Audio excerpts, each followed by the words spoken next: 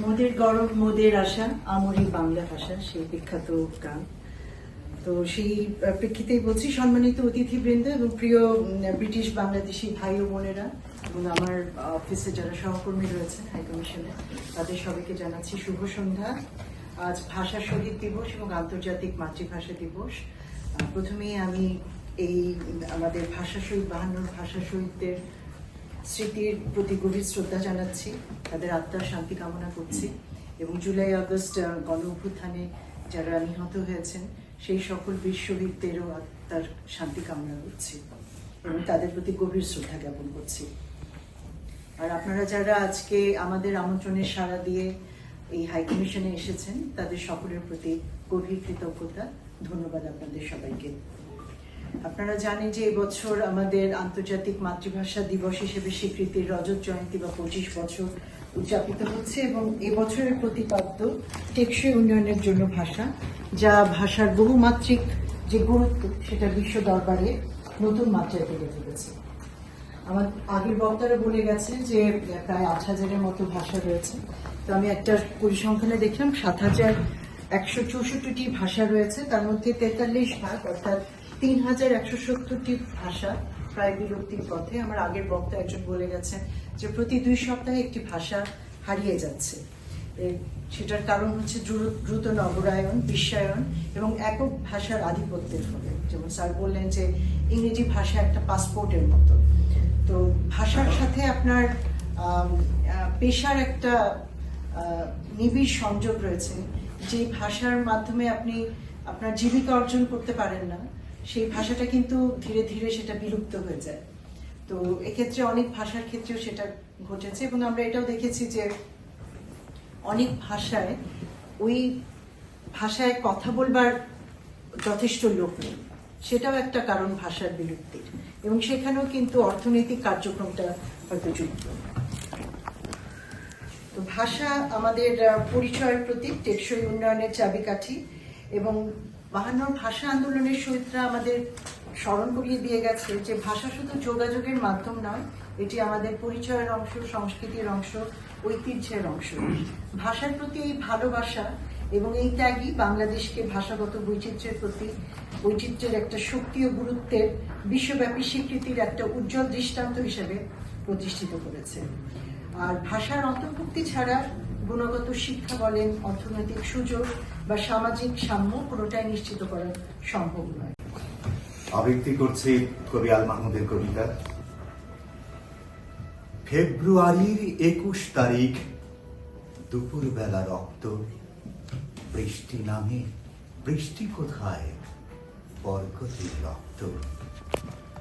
হাজার যুগের সূর্য তাপে জ্বলবে এমন লাল যে, সেই লোহিতে লাল হয়েছে কৃষ্ণচূড়ার লাল যে। প্রভাত ফেরির মিছিল যাবে, ছড়াও ফুলের বন্যা, বিষাদ গীতি গাইছে পথে তিতুমিরের কন্যা। চিনতে নাকি সোনার ছেলে, ক্ষুদিরামকে চিনতে, রুদ্ধশ্বাসে প্রাণ দিল যে মুক্ত বাতাস কিনতে। পাহাড় তলির মরণ জোড়ায় ঝাঁপ দিল যে অগ্নি, ফেব্রুয়ারির শোকের বসনি পূর্ণ তাই অগ্নি। প্রভাত ফেরি, প্রভাত ফেরি, আমায় নেবে সঙ্গে, বাংলা আমার বচন, আমি জন্মেছি এই বঙ্গে। বাংলায় আমার বচন, আমি জন্মেছি এই বঙ্গে। বাংলায় আমার বচন, আমি জন্মেছি এই বঙ্গে। বাংলায় আমার বচন,